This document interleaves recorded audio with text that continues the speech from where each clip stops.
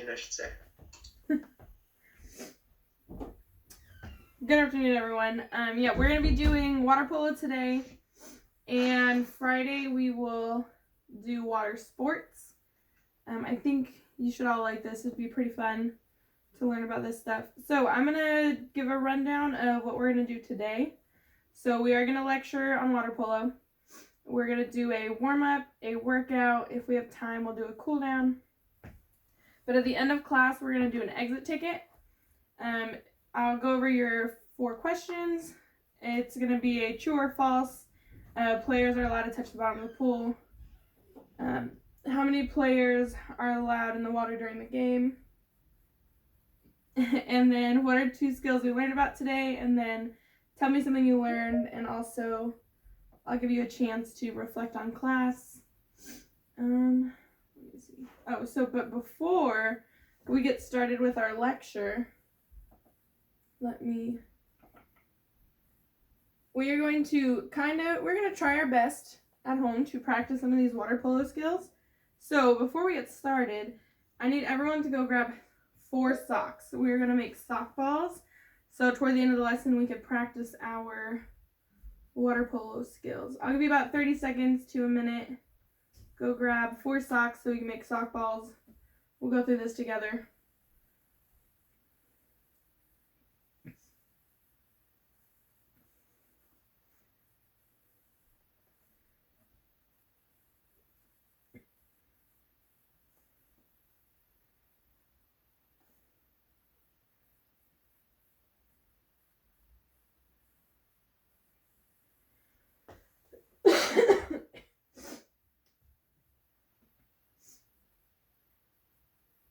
Okay.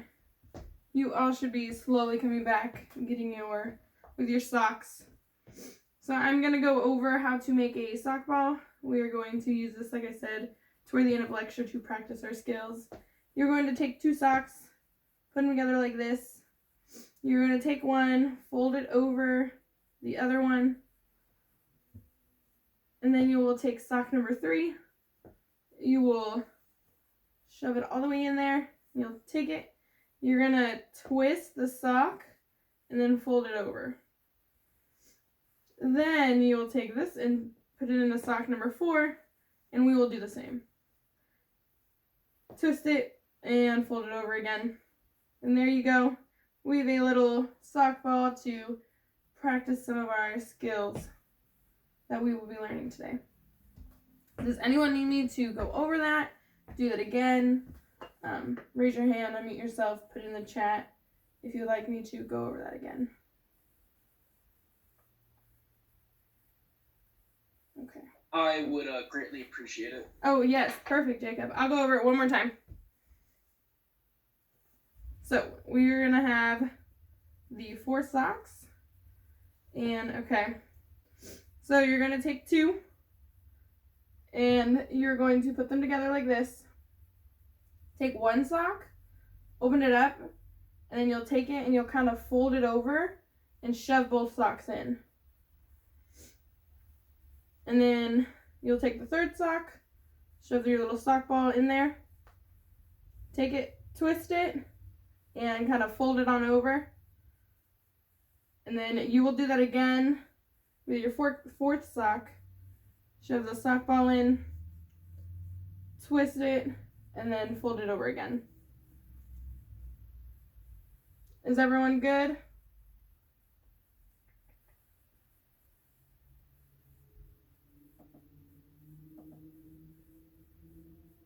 Okay. Let's see. Okay. I got a yes. Perfect. Okay, we are going to get ready now to start our lecture on water polo.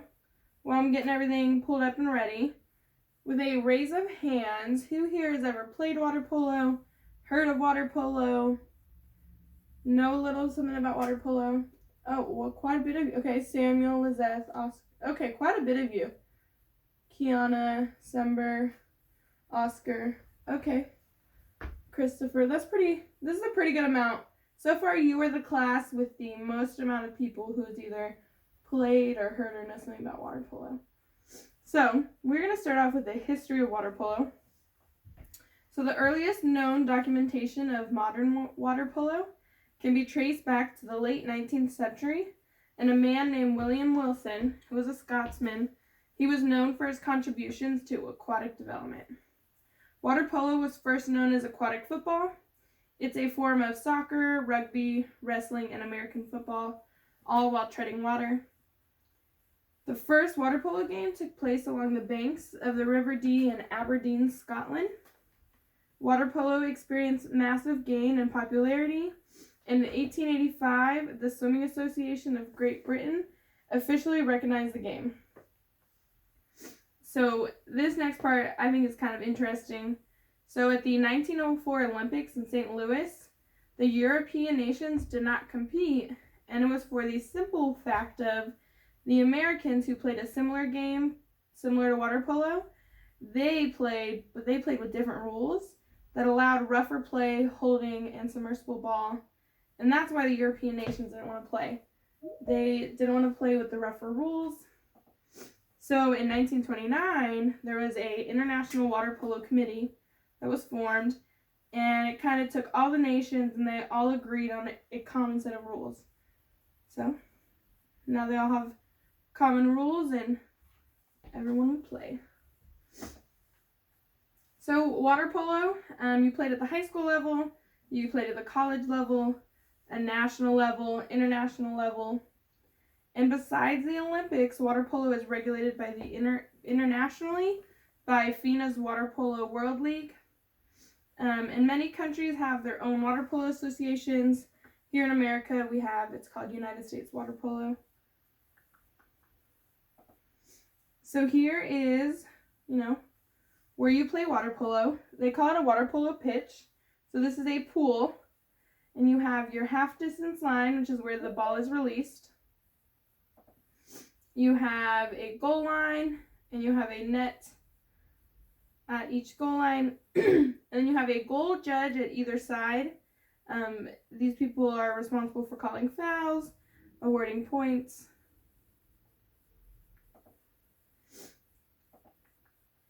So here's water polo equipment. So of course you need to have a swimsuit. You have a net, and you have a water polo ball. And something important to note about water polo is you wear a cap on your head. This helps distinguish the two teams.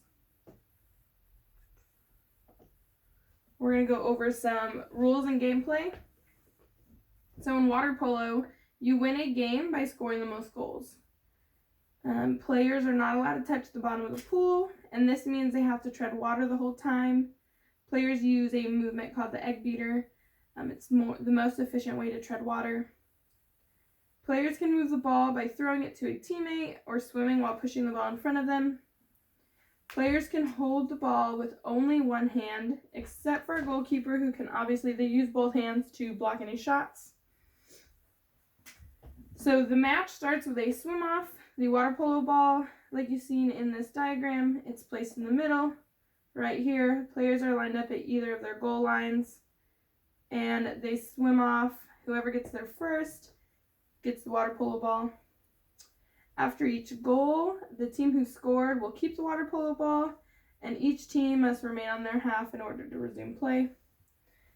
Again, as you've seen in the diagram, there are two, you call them referees or goal judges. There's one on each side of the pool. They, like I said, kind of keep control of the game, make sure they award any fouls that are needed. Each team, while they are playing, is allowed to have 7 in the water at one time. You have 6 outfield players and 1 goalkeeper. Most teams have their outfield players structured with one center back, or it's called a center defense, 1 center forward, 2 divers, or they call them point, and 2 wingers.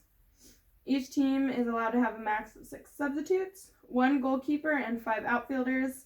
Something interesting to note about this is players can only be substituted in and out of the game with their designated player. So if you're a goalkeeper, you could only be substituted by a designated goalkeeper, and if you're an outfielder, you can only be substituted by a designated outfielder. For water polo, the match is divided into 4 quarters of 8 minutes. The clock is stopped when the ball is not in play. And each team can only hold the ball for a maximum of 30 seconds. before shooting for a goal. If this is not done, the other team will get possession. Does anyone have any questions or comments about any of the rules or gameplay?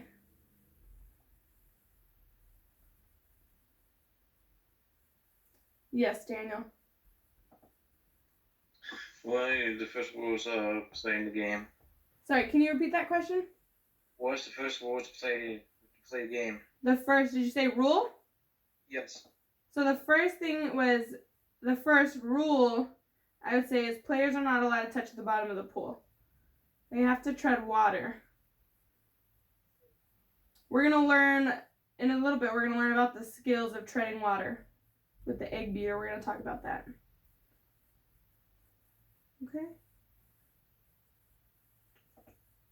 Okay. So now we're going to go over some water polo skills. So this is where your sock ball comes in handy. We are going to, right now, practice passing and catching. And then we'll talk about egg beater and some head-up freestyle and some shooting here after we're done practicing. So everyone take your sock ball in your hand. When you hold a water polo ball, it's very important to keep your fingers wide because, you can only hold it with one hand. So it's important to keep your fingers wide. So we'll kind of try to practice that with our softballs. So keep your fingers wide. You're going to have, for passing, you're going to have your arm up, kind of near your head. And then you're going to extend your arm and flick your wrist. And that is going to be your follow through for your passing. We're going to try this, both arms, about 5 or 10 times. Remember, have your arm up by your head, extend your arm, flick your wrist for your follow through. We'll try this. Make sure when you're trying this, you have nothing breakable near you. I suggest if you have a wall, practice passing your sock ball to the wall. You don't want to break anything. So again, arm up, extend, and follow through. Also remember, fingers wide. Remember, 5 or 10 times and then switch to the other side.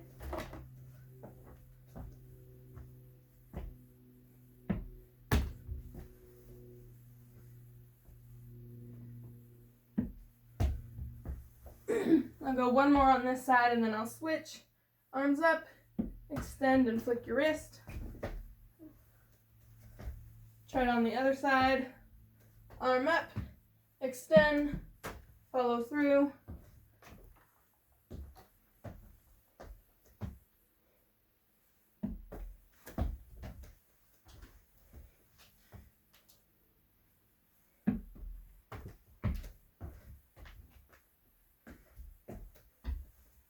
Remember, arm up, extend, follow through.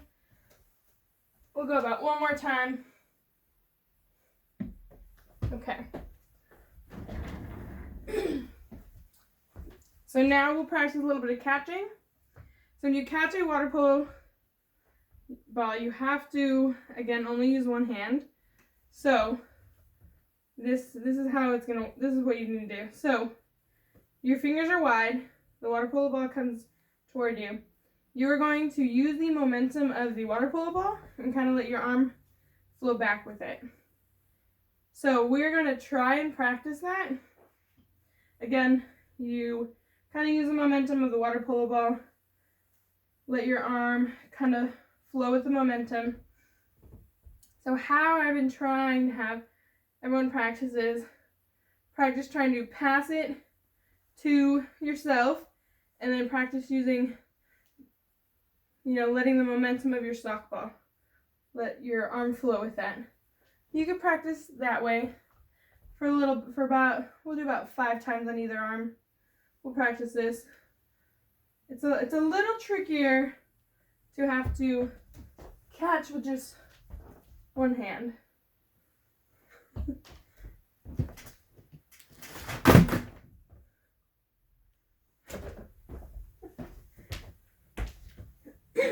Make sure you switch to the other side as well.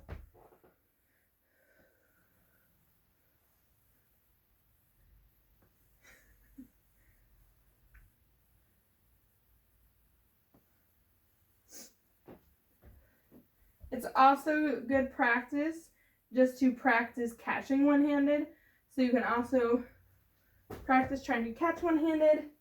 I know that can be a little difficult. That's why practice catching just one-handed.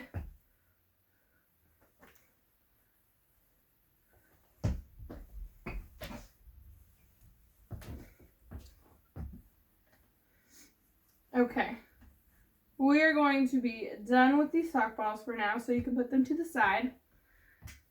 So let's talk real quick about shooting. Shooting is very similar to passing, kind of the same motion. This requires aim. Obviously, you want to get it into the net. It could require a little more power. That's why we're also not going to practice it. We don't want to, break anything.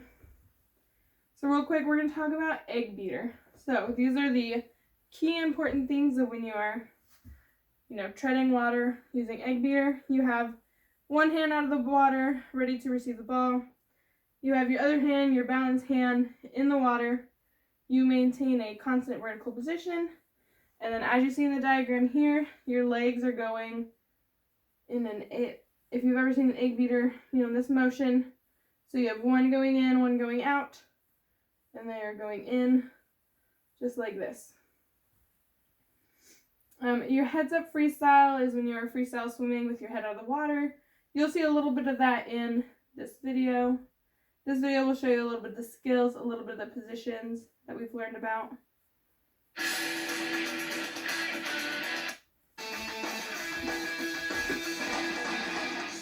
So one of the basic fundamentals of water polo is egg beatering, and we try to egg beater. That's how we can pass and shoot in the sport in the water.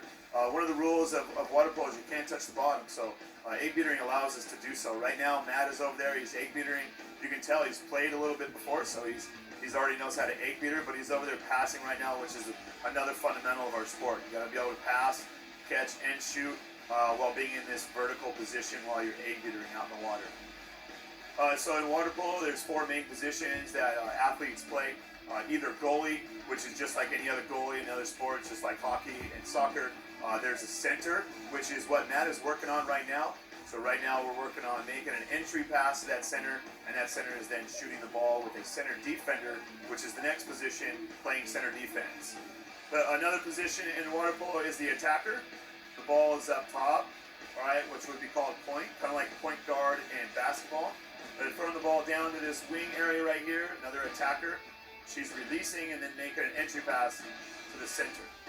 These are some of the skills that we practice here at club, the skills that are needed to be able to advance the ball in offense and to be able to score. Hey Matt, now you've learned some fundamentals. Why don't you join us for a little scrimmage?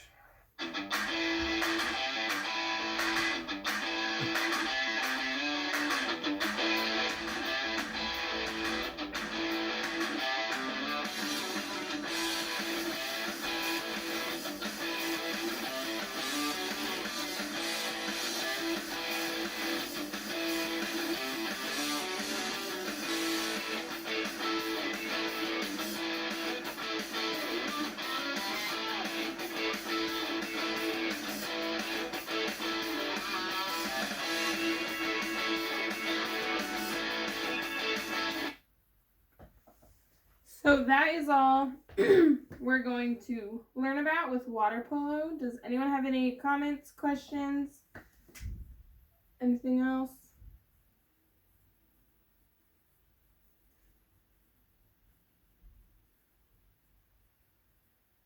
Okay. That is okay. We are going now to get ready to do our workout.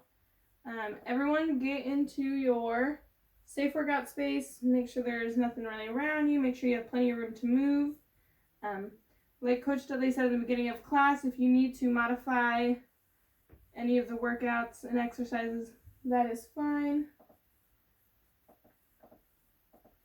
Okay. We are going to start. 2, 1, start with alternating high kicks, guys.